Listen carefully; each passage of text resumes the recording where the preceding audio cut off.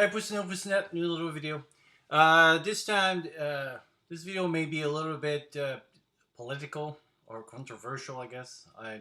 But there's a lot of misinformation out there, and sometimes too, it's not so much misinformation as the information is misused uh, by kind of playing with numbers and things like that. So that's what I wanted to talk about. So the first thing I wanted to address is that coronavirus is true. It's not a myth. It's not a conspiracy. It's true. I took care of patient with it. I see it on a regular basis. So it's true. The second thing is that the numbers, and we'll talk a little bit more about that. It's not hype. It could be under hype. I think there's some place where they kind of play with the numbers, but I think it's even worse than sometimes we think it is. And the third one that I wanted to address is that, and this may become political, coronavirus is a virus. It doesn't really care what age you are, what nationality, color, that you're purple, blue, yellow, that you think you have this right or not, no right. It doesn't care. It will, if it finds a way inside your body, it will get into your body, will infect you, and it will get you sick. Um, Sadly, a lot of people say their rights are infringed, or that they have the right to not wear a mask, or if required. And there's no such thing. Constitution doesn't exist when you have a virus. The the disease doesn't care about your right. So, as a society, we have to decide what should be done for the right, for the goal of the greater numbers. And this is where a lot of the um, things that we see on TV and pictures of people going and saying that their rights are infringed, or that because a store has blocked them from wearing a mask and everything. It's for the safety of everybody, not just for yourself. And by indirect contact, even if you don't get sick, you could get somebody else that is sick, and with the 6 degree of separation, maybe your mother will get sick by the person that you got sick, that got sick another person that got sick your mother. So it is for the benefits of all to follow the rules and to follow how it works and to get this as together. One silver lining I find from the COVID pandemic was that, just like in the movie The Magician of Oz, when they pull the curtain, it has pulled the curtain of how we work. It has pulled the curtain on how politics works. It has pulled the curtain of what some companies, I guess, really see us, and have bring some of the best in some people and some of the worst in some people. So some people try to take advantage of it, and some other people have show like greatness and have raised to the occasion. So then when they say, like the proof is in the pudding, it's easy to say that you're a great leader, or that you're saying that you would help your other person in terms of needs. Well, when it comes times of needs, if you're not there for that person, well then you just have failed that test. And this is why sometimes I love when I go in the outdoors, is that nature has their own rules, and it doesn't care about what you think or what you believe, is what you can prove. So your opinion doesn't really matter, it's what you can prove, and how principled you are. Just like when you're putting in the farm, even if you think that you can beat Mother Nature by planting faster or lower or taking. It's a cycle, and you have to respect those cycle. And there's rules that you have to respect, and seasons has to be there, and when we cannot fight that. So same thing with COVID is that I find that a lot of companies have took advantage of some of their employees, and some others have taken advantage of, of the discord and try to separate other people. But it's true, it's there, and it's how we react as human beings, and how we react, and as we let our humanity out. This is how we're going to be able to combat this thing, and this is why the a lot of place the 7 p.m. Celebration for the frontliners, and I'm kind of very glad that they changed that. Initially, it was just for nurses, and as grateful as I was, there's more and more people. I find sometimes more grateful and more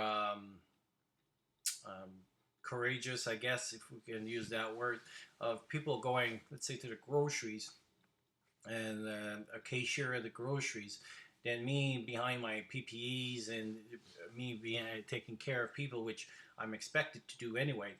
But those people are not expected to be there and go in the middle of a pandemic or things like that. So I was quite amazed at everybody, and I find that it showed the humanity of a lot of people. So anyway, that was my little speech, but let's get into the video a little bit more. So what I was saying is, as you see in the title, is the infodemic, is that the problem now, we have kind of entered in a new phase of the pandemic, and I want to focus more on that. I did videos in the past on how to prevent, but now the real danger is more the discourse and the communication that we have outside. Some place they try to fudge the numbers by changing what's a COVID case, what's not a COVID case, and I think they under-report, so we cannot really trust the data that comes out of there. Some others, and I'll have a bunch of video attached to this, which are very interesting. When they say, for example, you're testing, so let's say entity A and entity B tests, and they both have 1,000 case. Well, if entity A only tested people that comes to the hospital and they have 1,000 case, they're probably underrated what they have as under case. But yet in the news and what we're ever going to have information, they'll say we have 1,000 new case. The problem is that if they only test it in the hospital, they don't know what's outside, and what's has come out more and more while they're doing research, and we don't have, because it's always a constant target. It's not a moving target because we're discovering this virus. It's new, and this is one of the reasons it's so dangerous is because we don't have any immunity about it. We've never been in contact with it. That's why it spreads. Nobody have the immune system against it. And we're discovering new things as it goes. Initially, they thought it was mostly pulmonary, like SARS and MERS was. But now they're discovering it's probably more an inflammatory process that happens at all the organs. And maybe when they come to the respiratory phase, they're kind of more towards the end of it. So we're discovering new things as it goes. Well, the numbers are a little bit the same thing. Is that they think now there's up to about 40% of the population that may have the virus, but don't know that they don't have. So they're able to spread the virus, but they don't have the symptoms. And those are really the ones that we would like to catch. One of the reasons that we went full-blown in most countries, full-blown lockdown, is that we didn't know it. So it was the unknown. We didn't know what we had known. And I'll show a graph pretty soon, and it's pretty interesting to see the difference and why it was so important to what we call flattening the curve.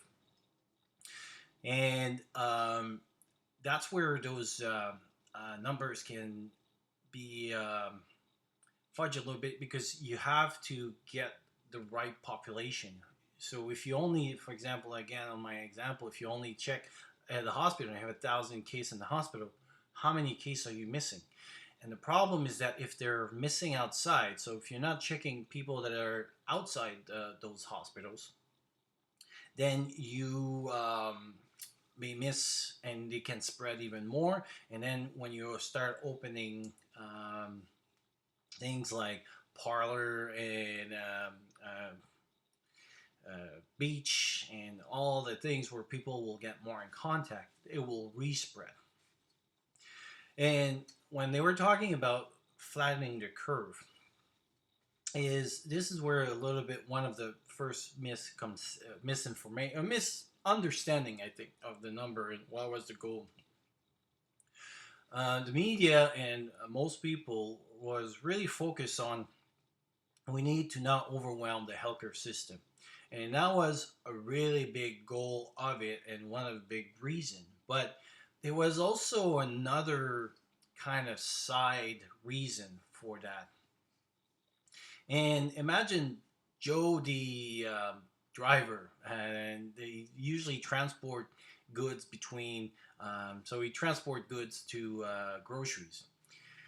So if Joe drive usually, and he likes to go to the restaurants and he likes to go this, um, if Joe can do it, if he's not sick, then he can continue to do his jobs, and he can deliver the goods at the groceries where people can go and grab their groceries. But if you increase, and this is where I'm going to show now pictures, it is actually here in British Columbia. They have did a model on how to reopen, and just to explain a little bit how it works, is that they look at different, so when they talk about different phase, so for example, they'll say, "Oh, we'll reopen this, and this, but we'll keep other stuff closed." That's what they're talking about. Is that how many percentage that you can be in contact with? So 100% would be, like we were before. So when you go to Starbucks, you can sit with whatever everybody is and stuff. Versus now, for example, at 30%, only the drive-through would be open. Maybe at 60%. Some tables would be open, but kind of spread out.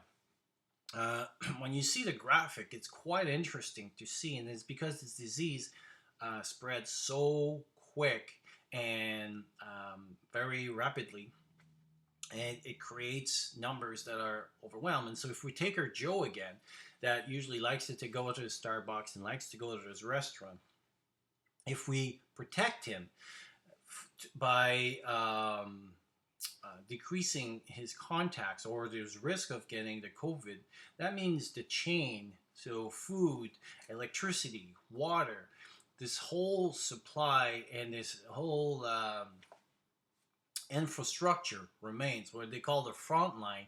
That remains important. Could you imagine if the same, the pandemic, so people getting sick and everything, add to this people that cannot go and manage the electricity. So now we have no electricity, no water, no food. How this crisis would have been 10 times, if not 100 times worse if we didn't have that. So yes, it was important for the healthcare system, and one of the reasons also for the healthcare system is that if Joe suddenly have a heart attack, we want to be able to help him, because we're now overwhelmed with the case of COVID that are taking all their beds. We need to be able to help Joe so we can send him back and deliver his groceries and continue the infrastructure to function. So that was one of the main reasons. But a lot of people talks about the healthcare system, so now they say, well, we have flattened the curve, so everything can go back to normal. Well, not really, because the infrastructure is still very susceptible to get hit. And this is where they talk about the second wave. And in place like when you look at past pandemic, where the Spanish flu is one of the kind of comes a lot now in the talk, because it's kind of similar and it's kind of the most recent one. It's not like the Black Plague when it was like, in medieval times and stuff. The second wave killed way more people than the first wave, and that, I think, it's one of the reasons it's going to happen here as well, is because, and I'm only seeing it on my side here, just like as personal notification, is that since we have kind of relaxed, here in BC would have flattening or curve. Where I live right now, they didn't see any new cases in the last 2 weeks, so we'll probably, like, there's a very low number of cases, but we already had a lower number of cases living on the island. It was easy to shut down who comes and control that. So not new, a lot of new cases came in, but now I see a lot of people when they go on the beach. Social distancing is gone, restored, and almost forgot what they've learned in the last 2 or 3 months. Well, if we go back in the summer and everybody is having a good time, and we forget that, oh yeah, I had to do social distancing, with the flu season coming in the fall, when that hits again, the reservoir of the COVID would still be in the community. People think that because we see less case, or we don't have any case, that COVID is dead, that it doesn't exist anymore.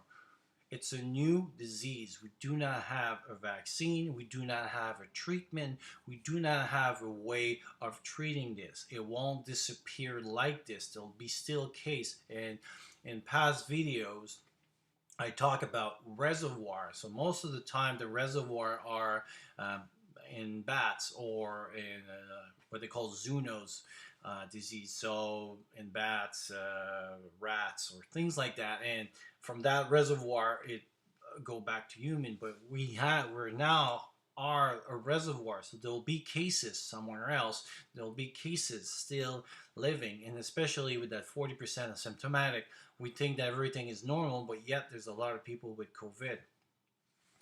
Which brings one of the other case of herd immunity. A lot of people say, well, let's have COVID parties, just like we used to do for smallpox, and have people just, mingle together, the kids, and they'll be better, and let's have them. Well, we're not sure. Because it's a new disease, we don't have all the studies. We don't know. Maybe the immunity is good for a few months. For example, if you look at the flu, why do we need to repeat the flu shot every year? It's because of that. It doesn't stay. The immunity doesn't stay for a long time. So we have to repeat every year because the flu kind of changed. COVID could do exactly the same thing. There's probably a new chain. It probably have already changes structure a little bit, and so the COVID that started back in January is probably different than the COVID that we have now. Not 100%, but a little enough change, and immune system may not be able to recognize a lot of it. So that herd immunity, is not a safe bet as this time, because we do not have any vaccine, no treatment. And so if it re-flares up, we have to re-shut down, and basically we'll lose all the guidelines that we want. So why is it so important to test? Well, as we show the pictures, as you can see here, they check different percentage of, when you reopen, and how the case can kind of reshoot. Well, what we want to do is, if this restart, we want to be able to self-isolate. South Korea did a great job on that. There's other methods. Germany is using a different mix. I think it's Sweden that is using a different approach. So people are trying, countries are trying different approach to solve this thing. But testing is one of the most important. The problem with testing, it's statistic, and you can make, say, statistic whatever you want. And this is where, with the mask and the social distancing and the glove, the other thing that we need to protect is our brain.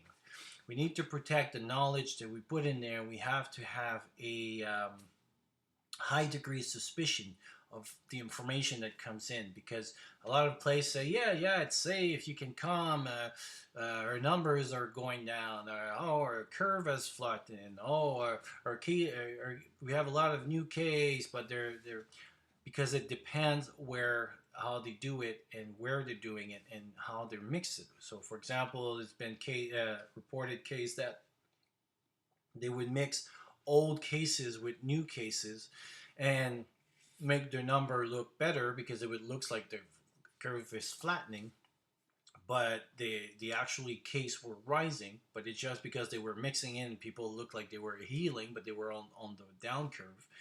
It didn't was reported naturally. Also, some deaths, because a lot of people have COVID, but they'll die of a heart attack or a stroke or something. Instead of reporting that they were dead of COVID, and it's hard to know at this point, is it the egg or the chicken, or the egg? But if they test positive for COVID, they should go on the COVID. But, well, some report has been said that the those that were not reported as COVID, but they were reported as strokes and heart attacks and things, and so which decrease a lot of those numbers, because a lot of the population that is um, affected still mainly is the people with elderly people or people with comorbidities, so obesity, COPD, and stuff. The third one that I wanted to bring, another one that I wanted to bring, sorry, is that kids. In past video, we taught that in past information, we taught that kids were kind of, it seems like they were doing fine and it was not really affected. There's a new syndromes that seems to, a lot of new case and pockets of new case. They're still investigating that, but a lot of the kids are showing symptoms that are pretty significant. There's a disease called Kawasaki syndrome, which they kind of show the same symptom of that. So it's a kind of an inflammatory process, um, basically kind of almost an autoimmune system where like your body is attacking its own body. And it looks some of the kids are showing some things on that. So they're still investigating that. They're not quite sure why it's showing, but or we have to kind of pay more attention, especially as they're talking about kids going back to school and things like that. So it'll be important. But I wanted to do a quick video, kind of share a few things and a few links that I had to help people. And again, beside the mask and the gloves and the separation, protect your mind. Look for the right source. Be careful about what people says. And there's some if you have an argument with someone's and things like that. Hopefully, some of those information will be helpful to provide to share the good information. Let's start our own pandemic of good information, good vibes, and fight the bad with fight the evil with the good. So anyway, I'll talk to you soon, and if you have any questions, just leave it behind below.